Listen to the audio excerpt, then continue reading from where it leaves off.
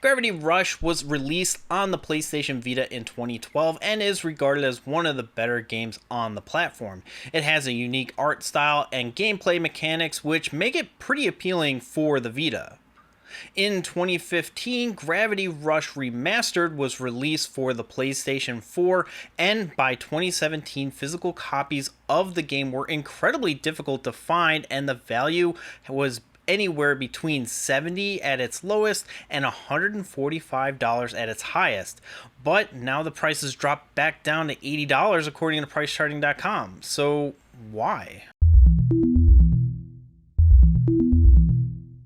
Welcome to Retronomics, the series that follows price trends in video games, and today we're taking a look at a peculiar PlayStation 4 game that has been fluctuating in value since 2017, and I'm talking about Gravity Rush Remastered, a remaster of a PlayStation Vita game that has you manipulate gravity to solve puzzles. Before we get started, here's how Retronomics works. I get all of my price charting from PriceCharting.com and eBay sold listings. My prices are accurate as of the recording of this video, which is September 1st, 2021. If you're viewing this video in the future and prices are inaccurate, well, I'm sorry, but I do invite you to subscribe to my channel so you can be like my viewers and never miss an episode. Also, liking the video helps more people see it, so maybe we can get this price under control that way. So, on to Gravity Rush Remastered. Now, this game was released in 2015 as a PlayStation 4 exclusive, naturally, and a physical copy was sold exclusively on Amazon in 2016 at a retail price for $30. Then in 2017, people started noticing that you couldn't find it anymore, so the price went from a discounted $18 to $90 seemingly overnight. During the two pandemic spikes, the price of Gravity Rush peaked at $143 the first time and $142 the second time around. Now price charting has it at $84 with sold listings on eBay going for lower. So what changed? Well, Gamestop, baby. If you follow Wario64 on Twitter, you might have seen him post about used copies of Gravity Rush Remastered being put up for sale for the low price of $59.99, shipped to your door, and best of all, everyone who had ordered a copy got one complete in box. It would sell out pretty quick the first time around, so maybe just a handful of prices were traded in, but then he started posting about it again and again and again, so naturally people started to get suspicious. Where did GameStop get all of these copies? This game has been really hard to find since 2017, so why, after 4 years, is it so easy to find? Well, it's an interesting practice that GameStop does. What they'll do is they'll reprint games from time to time so that they can take advantage of the demand and charge a premium to boot. And they don't tell anybody when they're doing it either unless somebody calls them out on it.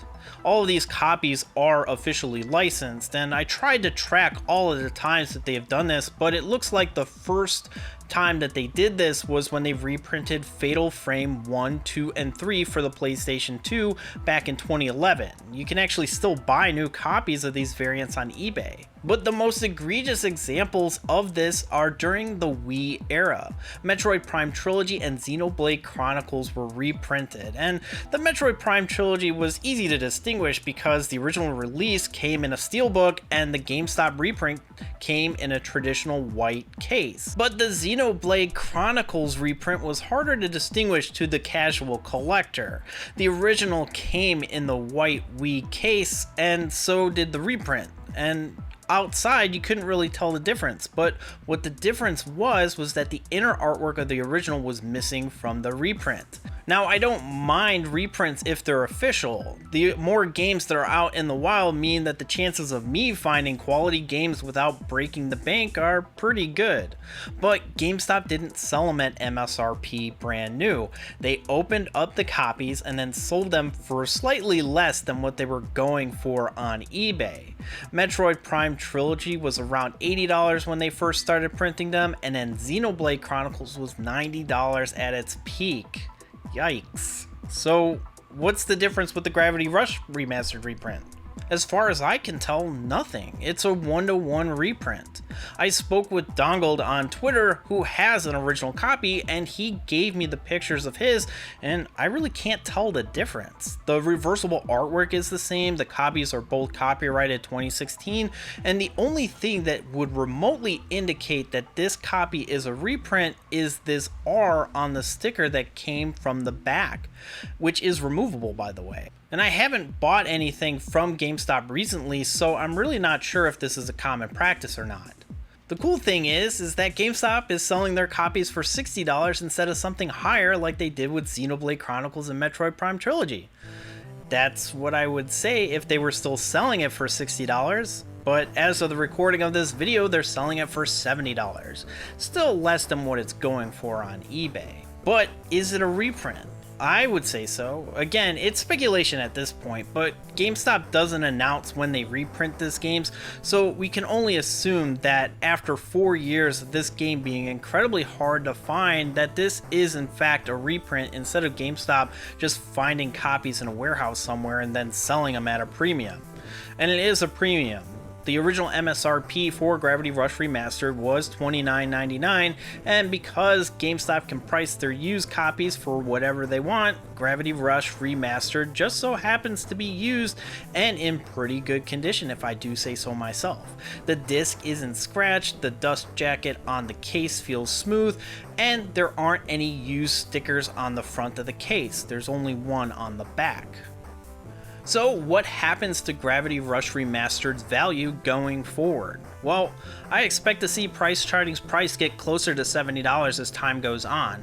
Looking at previous sold listings, it does appear that we're not too far off. Sold listings are fluttering between $55 and $80, but as of the recording of this video, Gravity Rush Remastered is actually available through GameStop for ordering, and it's only $70. So if you're looking for this game and the fact that it is a one-to-one reprint doesn't bother you, I mean, there really is no way to tell once they get out into the wild unless that sticker on the back stays there, and I would just pick it up. I mean, I picked it up and it's in pristine condition, not really something that you can guarantee from someone's personal collection.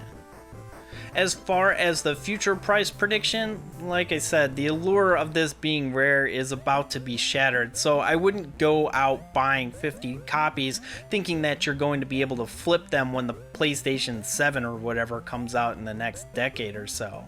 I don't really know how many GameStop actually reprinted, but I would wager that it is at least the minimum reprint amount, which according to limited run games for Sony games is 5,000 copies. The main draw of Gravity Rush Remastered was it was hard to find, and now that it isn't, a lot of people who are interested in this game will probably look for the next rare find, like Godzilla. So let me know what you think. Do you have an original copy of Gravity Rush Remastered?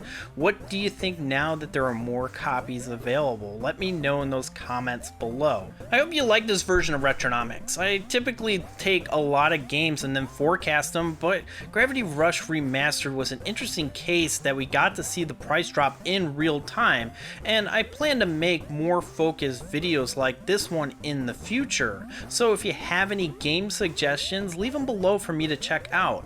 Also, don't worry about the console videos, they're not going anywhere. I still plan on doing more of those. So if you like this video, give it a thumbs up and share it with those who might find it interesting. If you're new here, consider subscribing for future videos. You can follow me on Twitter and Instagram at Nicktendo. Thanks so much for watching. I'm Super Nicktendo, and I'll see you next time.